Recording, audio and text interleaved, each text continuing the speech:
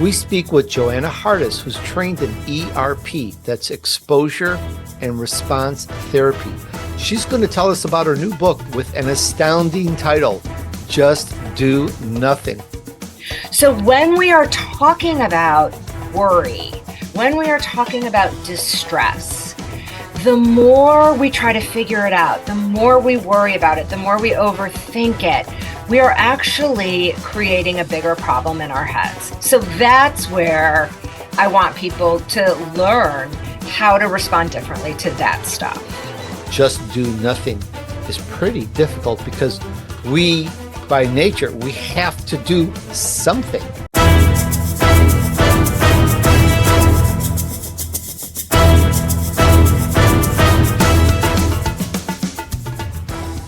Here's an insider's brief about dealing with anxiety with ways of thinking and acting that can help you stop worrying and start living. We're going to teach you how to face what you've been avoiding without giving in to your compulsions to make the anxiety go away. We speak with Joanna Hardis, who's trained in ERP, that's exposure and response therapy. She's going to tell us about her new book with an astounding title, Just Do Nothing. I can't wait to get into that. I love it. Hi, Joanna. How are you today? I'm doing well, Tony. How are you? I'm doing great. I can't wait to find out about your new book, and I'll save my comments for later. But let's start here. I think kind of to set the floor, set the stage. Can you tell us about, well, distress tolerance, and how does that perhaps relate to feeling better? Sure. And distress tolerance, because most people who are listening probably have never heard the term. It's a term that we in the field of psychology and mental health know. And what it is it's someone's perception that they can handle negative internal states. And when someone believes that they can handle feeling negative internal states like distress, vulnerability, embarrassment, fear, anger, sadness, boredom, shame, their behavior follows. So they're not likely to avoid things or escape things or self-medicate or do any number of behaviors to try to avoid feeling badly. If someone has a pattern of being distress intolerant, they have a perception about themselves that they can't handle or they can't tolerate feeling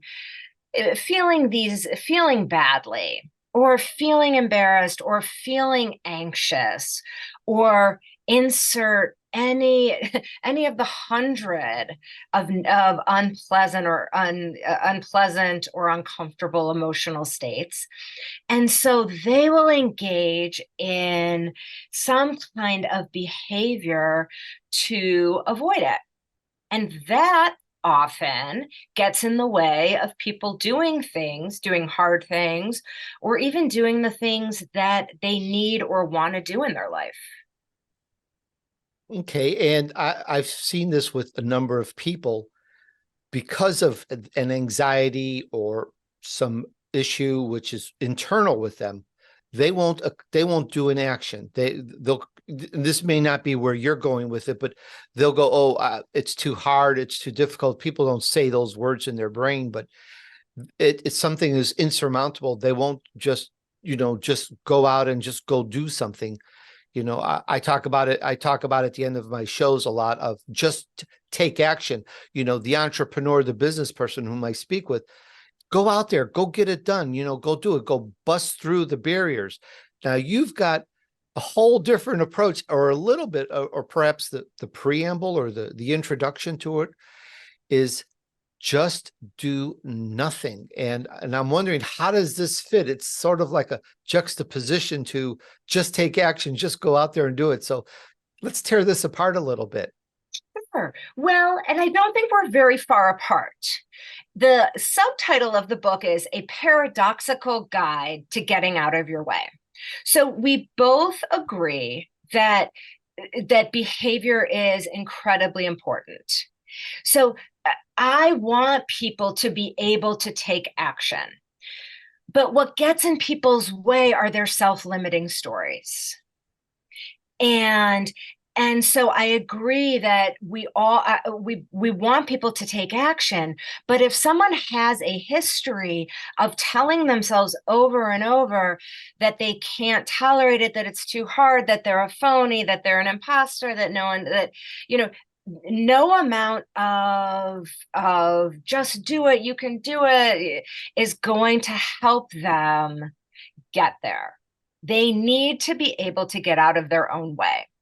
And so, what I want them to do is, I want them to be able to interact differently with those self limiting stories. And I want them to learn to leave those stories be, to do nothing, essentially, much harder than it sounds, with those stories. How do we let those stories be? How do we do nothing with their feelings so that they can then take the actions that they want to take? As you mentioned it, just do nothing is pretty difficult because we, by nature, we have to do something. And it's either go towards something or an objective or goal, or run away from it and go try another goal, or something like that. We just can't, or can we sit on the couch all day or do nothing? Well, It's good for relaxing, but it's not. It sounds a lot more difficult than it is. it's interesting. One of the chapters in the book is all about our choice points because we want our behaviors to move us toward meaningful action. So I agree with you that we always want to be doing something that moves us toward that. But we are our own worst enemies. And sometimes, especially for high achievers, entrepreneurs, people who are in the mindset that, well, if I just, that if I just try and figure something out more, or if I just try and fix something more, I'm bound to get there. Because the more when we're talking about anxiety or we're talking about mental health, the more we try to fix something or the more we try to figure something out, it often makes our anxiety and our worry and our distress worse. So when we are talking about worry, when we are talking about distress, the more we try to figure it out, the more we worry about it, the more we overthink it, we are actually creating a bigger problem in our heads. So that's where I want people to learn how to respond differently to that stuff. These are great points you bring up, because that factor, let's call it anxiety, that, or indecision, or whatever, that fear, it keeps people from taking action. It just, so many people I've run into throughout my life won't do something that is a good idea, that looks sound, that makes sense, because they're afraid, they're anxious, there's this anxiety that prevents them from taking action. And I like to tear that apart a little bit. Why does it just stick people from doing something? Well, I think for every person, it can be different. It's all in how they appraise the consequence.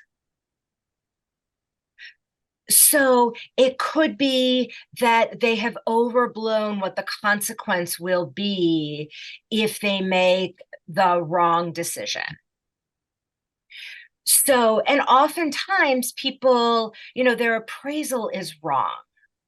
So they may catastrophize what they think, what the results will be, or they may think that they can't handle their ability to cope with the consequences, or that they'll disappoint people. So for every person that can't take action, and I know you and I both have worked with so many of these people in different ways, there are myriad reasons why someone may be stalled in the action. I got And you. Oh, go ahead. and so I think it's ultimately it's helping people say, okay, ultimately they have to be willing to quote unquote take the risk and actually do the behavior and let them see what actually happens. Because most of the time, what they expect to happen and what really happens may be very different. I got it. So the new phrase is just do nothing and just take action. Well, okay, let's amend that a little bit, Tony. My How little about Italian there. just do nothing? This doesn't sound as good, but I just know, do I know. nothing with the stuff in your head so you can take action. Exactly. No, I totally get it. I'm sure we're all getting it. It makes great sense. It's almost like set that aside.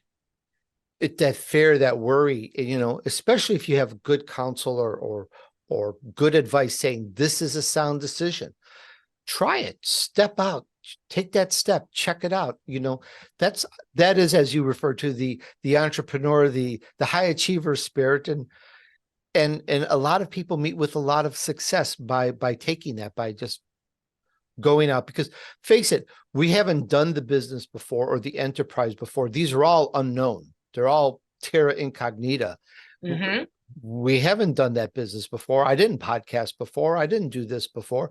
So there's a lot of unknowns, and those unknowns can get somebody to just stop and not do anything, is, kind of paraphrase. But if we set that aside and don't act on that, perhaps just do nothing. I could be wrong. We can open up the playing field to actually see perhaps a little bit better of what we should do. And with that, I wanted to thank you so much. So, and we can get your book many places, of course, but I understand if to find out more, if we go to joannahardis.com, that's JoannaHardis.com, we can find out a lot more about it, read into it, really, really get a better understanding of this. Is that right? Yep, that's all right. Joanna, thank you so much for telling us about this and going over this with us. And I believe this is going to be very helpful to us in our work. And it's a great concept. I've never really had that concept or that thought before on this. So I just want to thank you for writing that book and telling us about it. This is good. Thank you so much.